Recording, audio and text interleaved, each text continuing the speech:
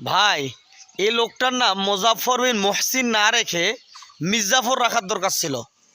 কারণ এক মির্জাফর বহুদিন আগে ব্রিটিশদের সাথে হাত মিলিয়ে নবাব সিরাজউদ্দৌলার সাথে মির্জাফরি করেছে। আর বর্তমান এই মির্জাফর ইহুদি, নাসরা, খ্রিস্টান, ইসরায়েলের সাথে হাত মিলে আলেম ওলামা এবং মুসলিমদের বিরোধিতা করতেছে। না না, এটা আমি বলতেছি না, এটা মোজাফফর বিন মুহসিনের কথাবার্তা, এটা ভেসে আসতেছে, উঠে আসতেছে ক্লিয়ার।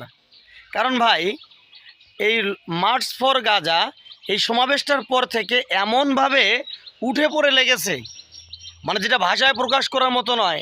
এই মোজাফফর বিন মুহসিন অর্থাৎ বর্তমান জামানার মির্জাফর। তো এই জন্য কথাগুলো বলতেছি ভাই, একজন মুসলিমের রক্তক্ষরণ হচ্ছে আর আমি আমার জায়গা থেকে প্রতিবাদ করব না, এটা কিভাবে সম্ভব ভাই? আমার বুঝে আসে না আমি কেমন মুসলমান। তো এই মার্চ ফর গাজা এইটার বিরোধিতার জন্য ওরা উঠে পড়ে লেগেছে। আমি বুঝতেছি না কেন লাগতেছে, তবে এটাই তো ক্লিয়ার হয়ে যাচ্ছে এই কথার দ্বারা, এরা কোনো মুসলিম নয়, এরা ইসরায়েলের দালাল, এরা ইহুদি, নাসরা, খ্রিস্টানের দালাল। এদেরকে চিনে রাখতে হবে। এখন আসলে আসল কথায় ভাই, আপনি যে সমস্ত আলেমল আমাদের বিরোধিতা করতেছেন এই মার্চ ফর গাজা নিয়ে, মালেক সাহেব হাফিজাহুল্লাহ, রেজাউল করিম হাফিজাহুল্লাহ, মিজানুর রহমান আজাহারি, যে এই যে ব্যক্তিদের আপনি করতেছেন, বিরোধিতা করতেছেন, আরে ভাই আপনি তাদের যোগ্যতা সম্পর্কে জানেন? তাদের জুতা সোজা করার মতো যোগ্যতা আপনার নাই, এলেম নাই।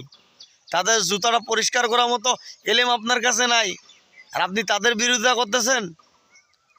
আপনার মতো হাজারো ছাত্র তাদের জুতা পরিষ্কার করার ট্রেনিং দেয় তাদের কাছে। আপনি জানেন আপনি কার সাথে পাঙ্গা নিতে যাচ্ছেন? ভাই আপনি পাগল হয়ে গেছেন ইসরায়েলের দালালি করতে করতে। আপনি ভাই লং মার্চ করতে পারবেন না, আপনি কোনো প্রতিবাদ করতে পারবেন না, ঠিক আছে? আপনার বিরুদ্ধে কে করতে বলছে? বদমাশ মানুষ, মির্জাফরি করার জায়গা পান না।